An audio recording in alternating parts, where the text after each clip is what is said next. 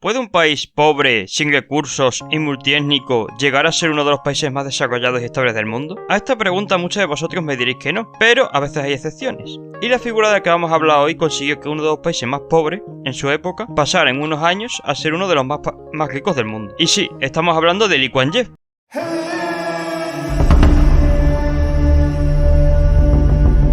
Lee Kuan Yew nació el 16 de septiembre de 1923 en la 92 Kampong Yuak-ron de Singapur, cuando esta era una colonia británica. Sus padres eran Lee Chin-kun y Chua Jin-ne, ambos pertenecientes a una familia adinerada de etnia chi. Se educó en la Escuela de Economía y Ciencia Política de Londres, graduándose en la Universidad de Cambridge. Fue allí donde empezó a interesarse en política, afiliándose al Partido Laborista y alabando la figura del ex primer ministro británico Clement Attlee, del que luego aplicó algunas políticas similares a las de Attlee. También, por otro lado, durante sus estudios empieza a desarrollar ideas anticolonialistas. Después de regresar a Singapur, empezó a aprender mandarín y hokkien, prestando más interés a los valores asiáticos. También trabajó en la agencia de noticias imperial Dunai. Lee Kuan Yew empezó a participar en actividad política, empezando a apoyar huelgas contra el colonialismo y a favor de la independencia. Todo esto hizo que en 1954 Lee Kuan Yew fundara el Partido de Acción Popular, quien en las elecciones de 1955, las primeras en la historia del recién creado país, Lee Kuan Yew solo sacó 3 escaños de 31 y el 8,72%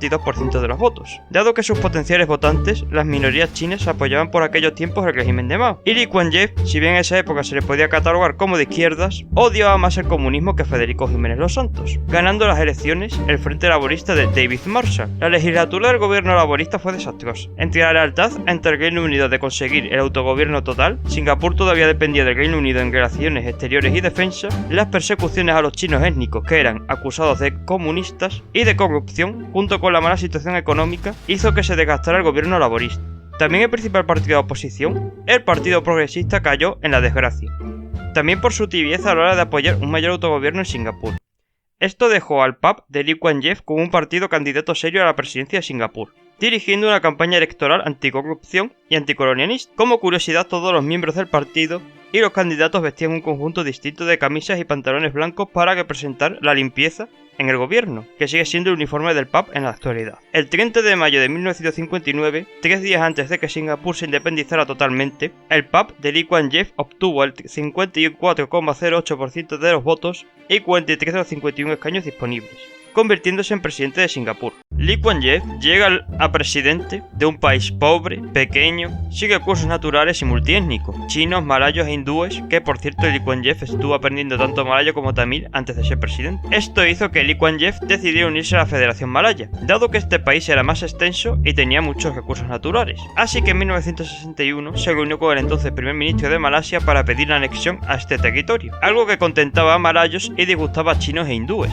que temían que en una hipotética unión de Singapur con Malasia estos fueran unos parias. La etnia china del PAP se escindió e intentó hacer campaña contra la fusión, a lo que Lee Kuan Yew se sacó un as de la manga y realizó un referéndum de unión a Malasia, donde ganó la unión con Malasia, uniéndose Singapur con Malasia a finales de 1963, consumándose un matrimonio, pero de los de ahora, pues esta unión solo duró 2 años. Pues el apartheid que realizaban los malayos a otras etnias como los chinos e hindúes, el temor del gobierno malayo a que Singapur revelara a Kuala Lumpur como motor económico del país, que Singapur tuviera aranceles comerciales sobre el resto de Malasia porque Singapur no cumplió la promesa de dar préstamos a las 2 provincias más orientales de Malasia y más pobres, los impuestos abusivos que puso Kuala Lumpur o la intención de extender el PAP por Malasia fueron algunos motivos por los que el matrimonio entre Malasia y Singapur tuvo una duración de un matrimonio más de Hollywood que uno de verdad, haciendo que Lee Kuan Yew en un discurso emotivo anunciara la separación de Singapur de Malasia. 2 años después de su matrimonio tormentoso con Malasia, Lee Kuan Yew volvió a ser presidente de ese país pequeño, pobre y sin recursos naturales que era Singapur. A eso se le suma el añadido de que por un lado Sukarno, el sátrapa indonesio antecesor de Suharto al que le hemos hecho un vídeo, que os sale en la pestaña, quería invadir Singapur, y que por otro lado la facción más conservadora de UMNO, partido político malayo de derechas y casi siempre ha gobernado Malasia, se oponía a la separación. Esto hizo que Lee Kuan Yew se temiera un escenario donde Singapur tenía que volver a Malasia, pero con unas condiciones muy desfavorables para Singapur. Esto hizo que Lee Kuan Yew ingresara a Singapur en las Naciones Unidas el 21 de septiembre de 1965 y en la Mancomunidad Británica de Naciones ese mismo año. Por otro lado, Lee Kuan Yew empieza a adoptar políticas económicas a la ya creada antes Junta de Desarrollo Económico de Singapur para formular y aplicar las estrategias económicas nacionales,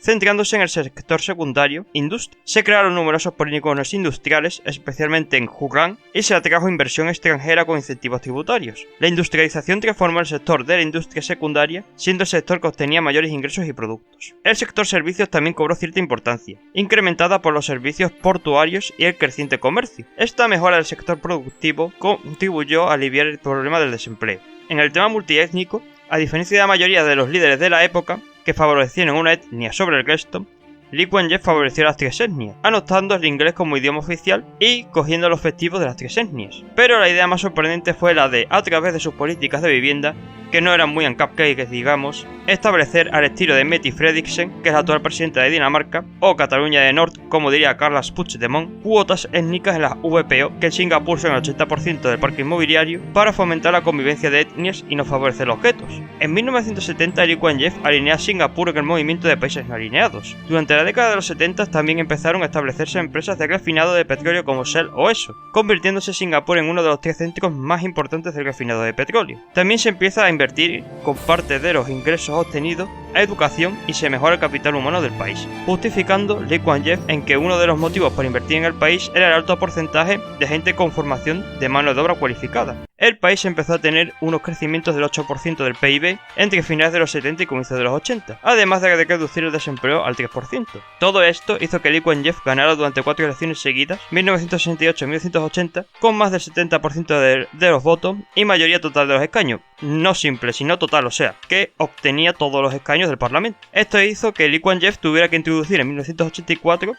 miembros del Parlamento no constitucionales, que servían para que la oposición tuviera una representación en el Parlamento, y 4 años después, en 1988, se introdujo la circunscripción de Singapur para garantizar la representación de las minorías en el Parlamento. Durante la década de los 80, Singapur avanza en su desarrollo industrial, desarrollando una industria todavía más compleja, como el desarrollo de la fabricación de circuitos cerrados, la irrupción de Singapore Airlines, mejorando el puerto de Singapur, y la irrupción del turismo en el país asiático. En 1987 se pone en funcionamiento la primera línea del metro de Singapur, conectando el centro de la ciudad con los principales complejos residenciales. 3 años más tarde, en 1990, Lee Kuan Yew crea la figura de los miembros nominales del Parlamento para permitir la participación del electorado no elegido y externo al partido. Ese mismo año, Lee Kuan Yew se jubila y nombra a Goh Chok Tong como el nuevo primer ministro del país. Lee Kuan Yew deja a Singapur con un PIB per cápita de $14.500, más que Qatar o Macao en esa época y el doble que Arabia Saudí en esos momentos, y uno de los países con más facilidad para hacer negocios. Lee Kuan Yew consiguió unos logros que ha conseguido ser alabado por personas tan dispares como Margaret Thatcher y un referente como el comunismo como Deng Xiaoping. Eso sí, no todo fue bonito como diría Yolanda Díaz en el gobierno de Lee Kuan Yew, pues si bien Singapur era una democracia con elecciones libres, en numerosas ocasiones hubo control del gobierno sobre los medios de comunicación, que no había muchas veces división de poderes o el arresto de algunos líderes de la oposición por protesta, como el de Chi Sun-yang, que fue detenido por protestas ilegales, o los manifestantes de etnia china contrarios a la fusión con Malasia, además de la rigidez de algunas leyes, que parecen sacadas de Antonio Alcántara, aunque bueno, Lee Kuan Yew es un Antonio Alcántara de la vida. Después de dejar la presidencia, fue ministro mentor durante el gobierno de Goh Chok Tong entre 1990 y 2004, y el de ministro mentor en el gobierno de Lee Hsien Loong, quien es hijo de Lee Kuan Yew y sigue siendo el actual presidente de Singapur desde 2004 hasta 2015, cuando dejó este mundo por temas de neumonía. Actualmente Singapur sigue siendo un país puntero en casi todos los indicadores socioeconómicos.